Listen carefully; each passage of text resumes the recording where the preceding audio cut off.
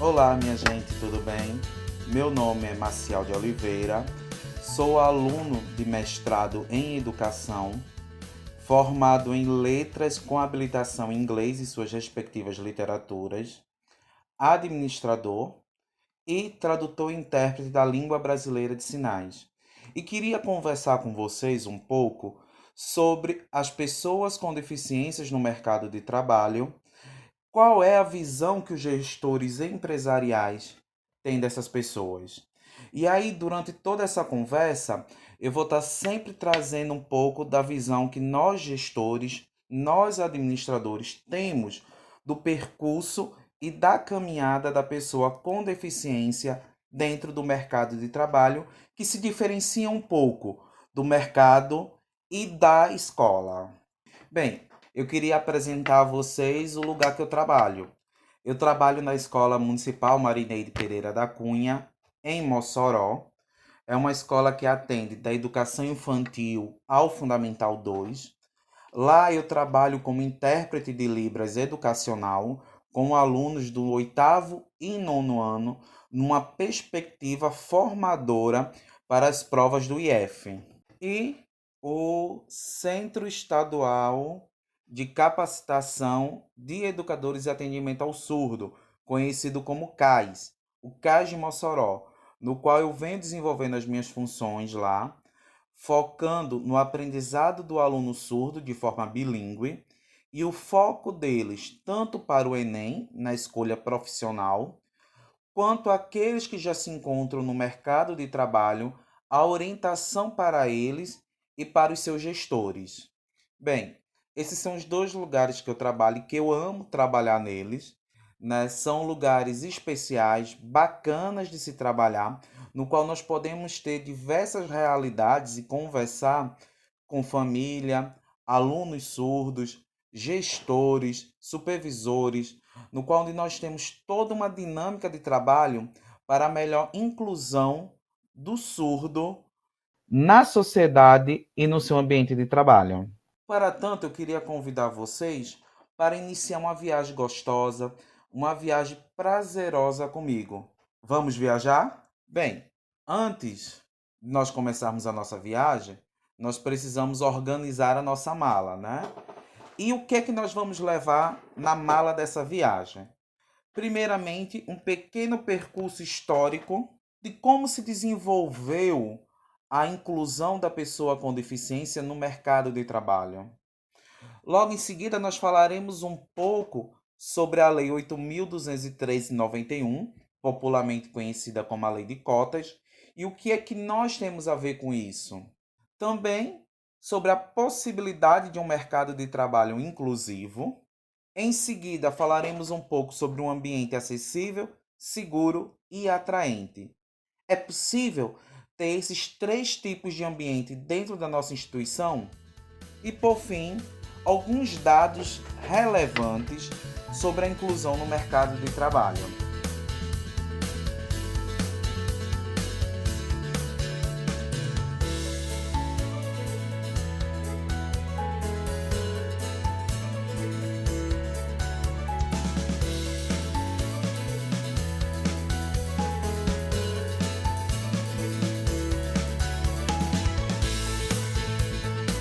E, para iniciarmos a nossa viagem, eu gostaria de destacar uma fala de Clarice Lispector no livro A Hora da Estrela, quando ela fala sobre Macabeia, quando ela diz o seguinte: a pessoa de quem eu vou falar é tão tola que às vezes sorri para o outro na rua. Ninguém lhe responde ao sorriso, porque nem ao menos a olham. Para as pessoas, ela não existia. Essa frase de Clarice retrata muito para mim os sujeitos com deficiência que nós tentamos abordar. Porque para muitos eles são inexistentes, eles são sujeitos invisíveis socialmente. Assim como Macabeia é invisível na hora da estrela, os sujeitos com deficiência são invisíveis dentro das instituições, dentro do mercado de trabalho. Nós vamos analisar agora um pouco como era a prática social predominante ao longo da história sobre a inclusão das pessoas com deficiência no mercado de trabalho. Se nós olharmos para o período pré-histórico da humanidade, nós veremos uma ausência total de possibilidade de inclusão. Passa-se pelo período nômade, idade da pedra, idade do aço, e aí o que é que acontece? Não existia possibilidade da pessoa com deficiência estar inserida nos afazeres da sociedade.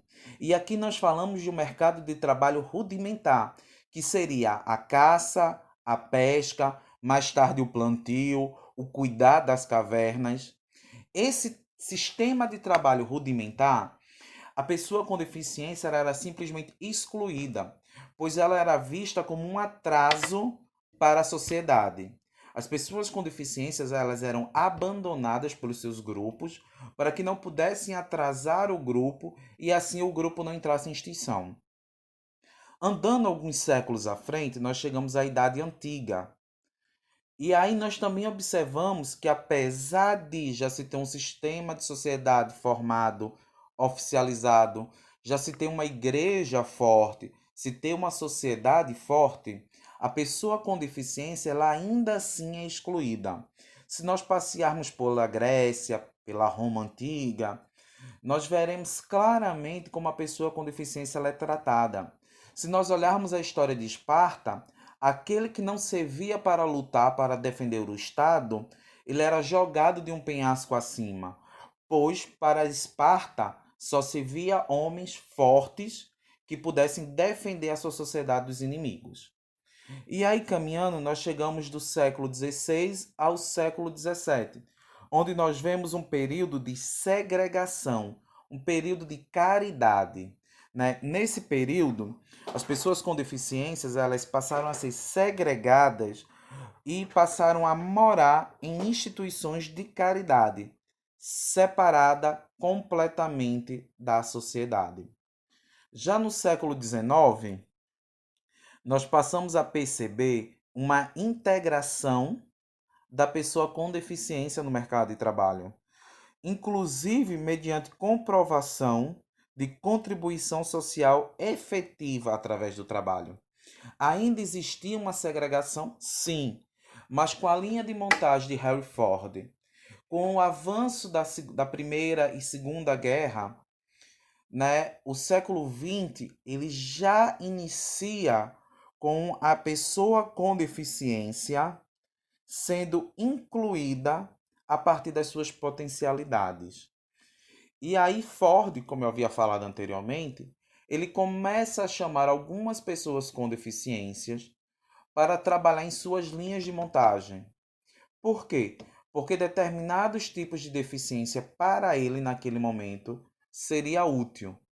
Com o advento das guerras, os soldados chegaram aos grandes centros, às cidades, com alguma deficiência física, visual ou auditiva. E a sociedade começou a olhar para eles e começou a perceber que a sua estrutura ela precisaria ser mudada. E aí, esse foi o grande tchan do século XX. Mudar a concepção, iniciar a quebra de barreiras atitudinais e físicas para a inclusão desses sujeitos que voltavam das guerras, muitas vezes como heróis, porém que voltavam diferentes. Não voltavam mais sem a deficiência, mas voltavam com a deficiência. E aí nós chegamos ao século XXI, o nosso século, e nós percebemos no século XXI o quê? A inclusão das pessoas com deficiência em diversos contextos, em diversos espaços sociais. Isso se dá por quê? Porque a partir de agora, as instituições, sejam elas públicas, privadas, sejam elas espaços escolares, igrejas ou ambientes de trabalho, elas precisam adaptar-se para receber aquele sujeito com deficiência. Ela precisa, enfim, romper com as suas barreiras atitudinais e físicas para a inclusão da pessoa com deficiência naquele espaço. Caminhando um pouco mais, nós vamos falar agora sobre a Lei 8.213 e eu com isso. E essa charge que eu trago aí para vocês, ela é bem interessante. Bem interessante mesmo. Por quê? Nós temos no ambiente organizacional um cadeirante, uma pessoa com deficiência física, e aí as outras pessoas às suas voltas começam a falar: incrível, parece um milagre, é inacreditável o que eu estou vendo. Pensei que ela seria, pensei que ela não seria capaz para tal tarefa. E aí o sujeito com deficiência pensa: um dia eles vão se acostumar que não somos ETs. E eu diria mais: um dia nós iremos nos acostumar que eles não são super-heróis, que eles são sujeitos com capacidades iguais a nós e que precisam sim estar inseridos nesse trabalho. E aí, a lei de cotas, que é criada em julho de 91, ela traz percentuais de 2 a 5%, a depender da vaga de funcionários nas empresas. Só que antes, a gente precisa lembrar do decreto 3.298 de 99, que ele especifica 5 tipos de deficiências e fala sobre quais são as deficiências que têm direito à lei de cotas, que é a deficiência física, auditiva, visual, mental. A lei ela trabalha com o termo deficiência mental, embora nós falemos e trabalhamos com o termo deficiência intelectual e deficiência múltipla. Esses são os 5 tipos de deficiência abordados no decreto 3.298, que regulamenta a lei de cotas. E aí eu queria trazer para vocês hoje, se vocês já pensaram, quantas pessoas com deficiências estão no mercado de trabalho? Vocês já pararam para pensar quantos deficientes existem no Brasil? Quais os tipos de deficiências mais recorrentes? E, acima de tudo, quantos deficientes existem no mercado de trabalho? Bem, nós vamos conversar sobre esses temas que eu falei, mas antes eu queria ressaltar o seguinte. Esta semana eu estive participando de um congresso internacional no Rio de Janeiro e foi apresentado lá um trabalho do INSS. Um assistente social do INSS apresentou a seguinte pesquisa: quantas pessoas que possuem deficiência têm requerido a aposentadoria por tempo ou por idade? Existe uma lei que diz que a pessoa com deficiência ela pode se aposentar mais cedo, 2, 5 ou 10 anos mais cedo, a depender do seu comprometimento. E aí, quando essa pessoa apresentou a pesquisa lá no Congresso, eu achei bastante interessante. E ela apresentou que, numa determinada gerência, 72 pessoas deram entrada na aposentadoria mais cedo, de acordo com o decreto que existe de 3 anos atrás. Dessas 72, somente 10 foram aceitos. Desses 10, nós tínhamos apenas 3 surdos, 2 cegos e 5 deficientes físicos. Nós não tínhamos deficiente intelectual empregado a ponto de requerer. E aí se foi levantado algumas questões que nós também precisamos pensar enquanto empregadores. Os nossos colaboradores com deficiência, eles estão cientes que podem sim requerer sua aposentadoria mais cedo? Eles estão cientes que se começarem a trabalhar não precisarão do BPC e o seu BPC não é cortado, ele fica suspenso? Essas questões nós precisamos estar sempre procurando responder. Mas enfim, voltando para a pergunta-chave do slide quantas pessoas com deficiências existem no mercado de trabalho formal? Para nossa surpresa, apenas 1% dos brasileiros com algum tipo das 5 deficiências citadas pela lei encontram-se no mercado de trabalho. Dos 45 milhões de pessoas com deficiência no país, que isso equivale a cerca de 24% da população brasileira, apenas 403.255 estão empregadas. E desse 1% que encontra-se empregado, como eu tinha falado antes, apenas 0,00001 tem requerido a sua aposentadoria por tempo. E aí eu trago aqui alguns dados de que 175 mil são deficientes físicos, 73 mil brasileiros são surdos, 22 mil cegos e 4 mil possuem mais de uma deficiência. Isso segundo a RAIZ, que é a Relação Anual de Informações Sociais do Mercado de Trabalho. Essa RAIZ ela é de 2010, por isso que ela difere um pouco do slide anterior, que o slide anterior ele já foi apresentado pelo Ministério do Trabalho o ano passado. Mas mesmo assim a diferença ela ainda não é tão grande.